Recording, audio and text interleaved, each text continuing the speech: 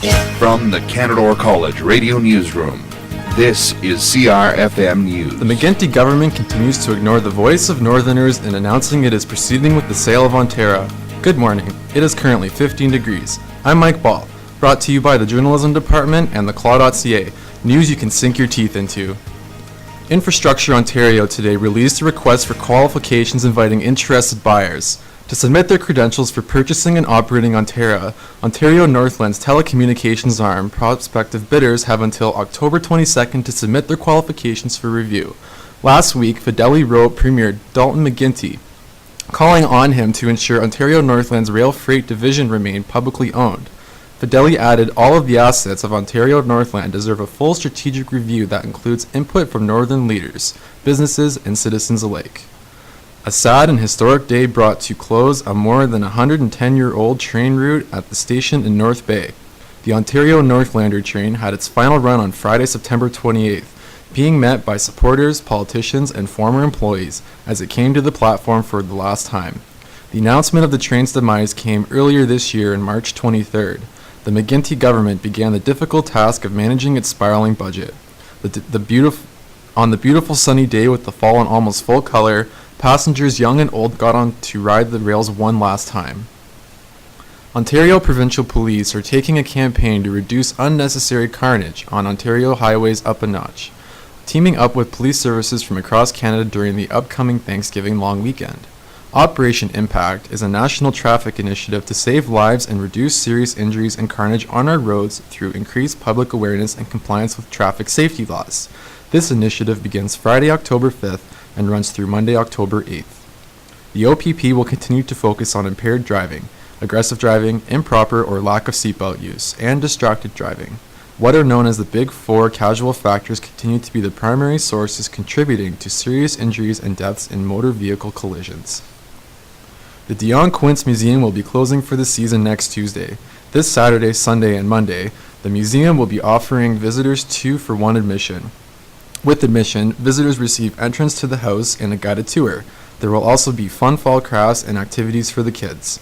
The museum features the original Dion homestead with quintuplet artifacts and photographs. Tours are available in both French and English, and the museum is also wheelchair accessible. Come on out and enjoy a little fall fun and Canadian history. On October 1st, 2012, Thomas Remelgus of Emsdale, Ontario, was convicted of impaired driving and refusal to provide breath samples in Sunridge Court. Remelgus was subsequently sentenced to monetary fines and a 1-year Canada-wide driving prohibition. At approximately 6:50 p.m., while driving away from the Sunridge Courthouse after being convicted, the accused was observed driving by police. The officer stopped the vehicle and arrested Remelgus for driving a motor vehicle while prohibited contrary to the Criminal Code of Canada.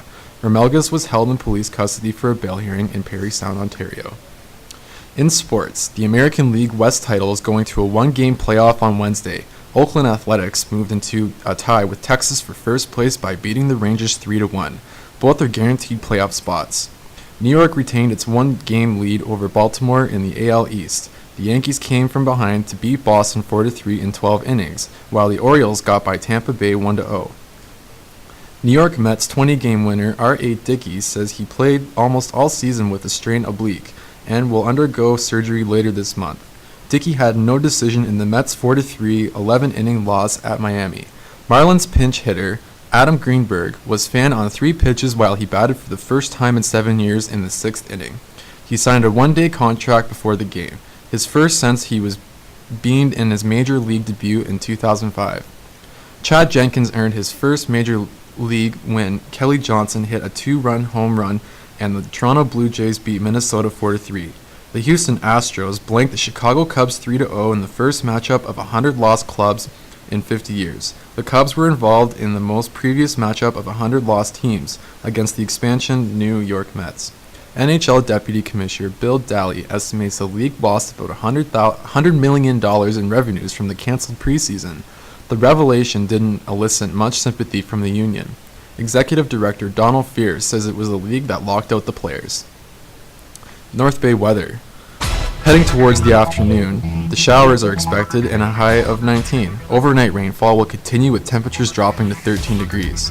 Thursday will have cloudy and shower periods throughout the day with a high of 16 and a low of 12.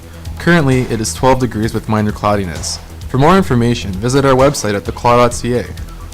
For the journalism crew and CRFM News, I'm Mike Ball.